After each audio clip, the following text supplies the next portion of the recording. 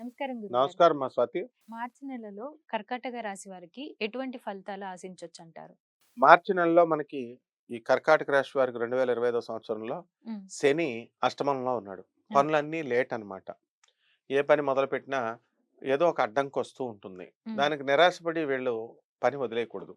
ముందుకు వెళ్తూనే ఉండాలి. వెళ్తూనే ఇకపోతే ఈ కర్కాటక రాశి వారికి భాగ్యంలో ఉన్నటువంటి రాహుగ్రహ ప్రభావం వలన మెస్మరిజం పవర్, అట్రాక్షన్ పవర్ బాగా పెరుగుతుంది. హ్మ్. అనుకున్న పనులన్నీ కూడా సాధించుకుంటూ తమ మాటల చాతుర్యంతో చ సాధించుకొని వెళ్ళిపోతూ ఉంటారు.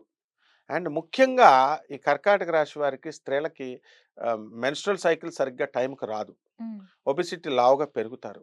ఈ విచిత్రమైనటువంటి వ్యాధి కోసం డాక్టర్లు ఏం చెప్తారంటే, ముందు భోజనం చేయొద్దు, ఒక పూటే తినమంటారు. హ్మ్. మిల్లెట్స్ ఇలాంటివి తాగు అంటారు. స్టూడెంట్స్ పాపం హాస్టల్‌లో ఉంటారు. హాస్టల్‌లో. హాస్టల్‌లో వాళ్ళకి పెట్టేదే మామూలు అన్నం పెడతారు వాళ్ళకి. సాయంత్రం మానేయాల. మోస్ట్ ఆఫ్ ద స్టూడెంట్స్ ఇలాగే ఉన్నారు. వాళ్ళు టిఫిన్‌లలో దోస తినకూడదు. ఇలాంటి అనారోగ్యము, మెన్స్ట్రువల్ సైకిల్‌కి సంబంధించినటువంటి ప్రాబ్లమ్స్ రావడానికి, హ్మ్. ఇర్రెగ్యులర్‌గా రావడానికి అవకాశాలున్నాయి. ఓకే.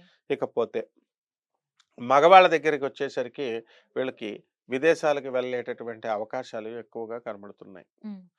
చదువులో ఈ నెలలో అద్భుతంగా అన్ని మార్కులు పాస్ అయిపోతారు. హ్మ్. ఇంతకుముందు గతంలో కొన్ని ఫెయిల్యూర్స్ అనేటటువంటివి ఉన్నాయి ఉన్నాయి. సబ్జెక్టుల్లో. హ్మ్. వీళ్ళ తప్పులు లేకపోయినా ఇవాల్యుయేటర్స్ మిస్టేక్స్ వల్ల. హ్మ్. అలాగే పోలీస్ జాబులు రావడానికి అవకాశాలున్నాయి వీళ్ళకి. కుజస్తంభన అనేటటువంటిది ఒకటి జరుగుతుంది మార్చి నెలలో. హ్మ్. దాని కారణంగా ఏమవుతుందంటే కుజుడు వీక్ అయిపోయి మనకి కర్కాటక రాశి వాళ్ళకి వివాహాలు లేట్ అవుతాయి. అంటే ఓకే. కుజుడు మిథున రాశిలో కానీ కర్కాటక రాశిలో ఉన్నప్పుడు కుజుడు పవర్ తగ్గిపోద్ది. వ్యతిరేక హ్మ్. ఫలితాలు ఇస్తాడు. అదే కుజస్తంభన. దానికి పెద్ద ప్రాబ్లమ్ ఇదేం అవసరంలా. హ్మ్. అటువంటప్పుడు ఈ కర్కాటక రాశి వాళ్ళని కుక్కలు వెంటబడి తరమడానికి అవకాశాలుంటాయి. ఓకే. సరిగ్గా కనుక చూసుకోకపోతే రాత్రులు 11 గంటలకు అలా తిరిగితే కనుక చీల్చి పారేయడానికి కూడా అవకాశాలున్నాయి. కాబట్టి హ్మ్. జాగ్రత్తగా ఉండాలి కర్కాటక రాశి వాళ్ళు. ఈ కర్కాటక రాశి వారికి మహిళలకి మనశ్శాంతి అనేటటువంటిది లాస్ట్ మంత్‌తో పోల్చుకుంటే కొంచెం ఉంటుంది. ఓకే. మెట్టింట్లో ఉన్నటువంటి ఆడవాళ్ళకి పాపం పుట్టింటికి వెళ్ళాలనేటటువంటి ఆలోచనలుంటాయి. వాళ్ళ భర్తలకు చెప్పలేరు, అత్తగారులకు చెప్పలేరు. కొత్తగా పెళ్ళైనోళ్ళకి ఇదొక ఇబ్బంది. హ్మ్. ఆఫ్టర్ మ్యారేజ్ కొంచెం ఎక్స్‌పీరియన్స్ వచ్చిన తర్వాత వీళ్ళెలాగో భర్తని, అత్తని ఇద్దరిని కుమ్మే పడేస్తారనుకో. తర్వాత పర్మిషన్ వాళ్ళ అవసరం లేదు. వీళ్ళే ఎళ్తారు.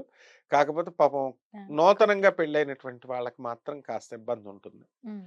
వాళ్ళు అడగాలని ఇలా మొహమాటం. ఇదంతా శని ప్రభావమే. ఓకే. ఆ తర్వాత రైతులు వాళ్ళకి మంచిగా ఇన్‌కమ్స్ బావుంటాయి. హ్మ్.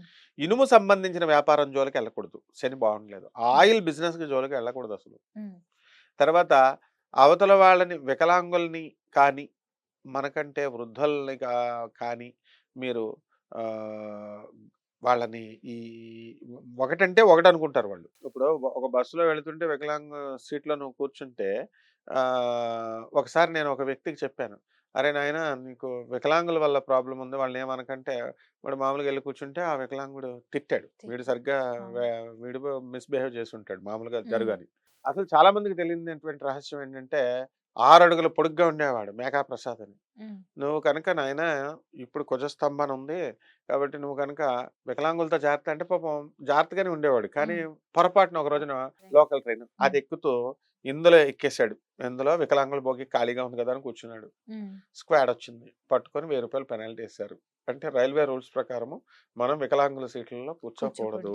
అంటే ఓకే. వచ్చిందా ఎఫెక్ట్ శని బాగోకపోవడం వల్ల? వచ్చింది. ఇప్పుడు ఇదే అష్టమ శని నడుస్తుంది వీళ్ళందరికీ కూడా. హ్మ్. కాబట్టి కర్కాటక రాశి వాళ్ళు పొరపాటున వీళ్ళు వెళ్ళినట్లయితే డెఫినిట్‌గా వీళ్ళు ఓకే. ఇరుక్కోవడానికి ఈ రాశి అవకాశాలున్నాయి. వారు మరి ఎటువంటి పరిహారాలు చేసుకోవాలంటారు? ఈ కర్కాటక రాశి వారికి మనకి కుజుడు బాగుండలేదు కాబట్టి, శని హ్మ్. కూడా బాగుండలేదు. 2 పరిహారాలు చేసుకోవాల. హ్మ్. శని జపం చేసుకోవాలి, శని స్తోత్రాలు చదువుకోవాలి, శనికి కిలోంపావు నల్ల నువ్వుల్ని, నల్లని వస్త్రాన్ని పేద బ్రాహ్మణులకి శనివారం నాడు ఉదయం 8 గంటలకు దానం చేయాలా. హ్మ్. కుజ జపం చేయాలా, కుజ స్తోత్రాలు చదవాలా, కుజుడికి కిలోంపావు కందుల్ని హ్మ్. తర్వాత ఎరుపు రంగు వస్త్రాన్నిచ్చి పేద బ్రాహ్మణులకి మంగళవారం నాడు ఉదయం 9 గంటలకి దానం చేసుకోవాలి. ఓకే. అలాగే తంత్ర జ్యోతిష ప్రకారము చిర్రువేరు అని ఉంటుంది. హ్మ్. ఆ చిర్రువేరుని మనం భగవంతుడి దగ్గర పెట్టుకొని తల దగ్గర పెట్టుకొని పడుకోవాలి. ఈ ఓకే. రకంగా కనుక చేసుకున్నట్లయితే ఈ మార్చి నెల 2025 సంవత్సరంలో దివ్యంగా, భవ్యంగా ఉంటుందమ్మా. ఓకే. అంటే ఈ రాశి వారిలో మెన్స్ట్రుయేషన్ ప్రాబ్లమ్స్ ఉంటాయన్నారు కదా! మరి వారు ఎటువంటి పరిహారాలు చేసుకోవాలి? వాళ్ళు స్పెషల్‌గా ఈ ఆరోగ్యం సమస్య కాబట్టి ఆరోగ్యం భాస్కరాదిచ్చేత్ అన్నారు. హ్మ్. అందుకని సూర్య నమస్కారాలు చేసుకోవాలా. బాగా బ్యాడ్మింటన్ ఒక బ్యాడ్మింటన్. రోజుకి ఒక గంట ఆడుకోవాలా. హ్మ్. జిమ్‌లకే వెళ్ళాల్సిన పని లేదు. పని లేదు. బాడీని బాగా కష్టపెట్టాలా. ఓకే. కాబట్టి సూర్య నమస్కారాలు చేసుకున్నప్పుడు ఇట్లా ఇట్లా చూసుకొని చేస్తారు కాబట్టి హ్మ్. సరిపోతుందమ్మా. ఓకే గురుగారు. చాలా చక్కగా వివరించారు. ధన్యవాదాలు. ధన్యవాదాలు.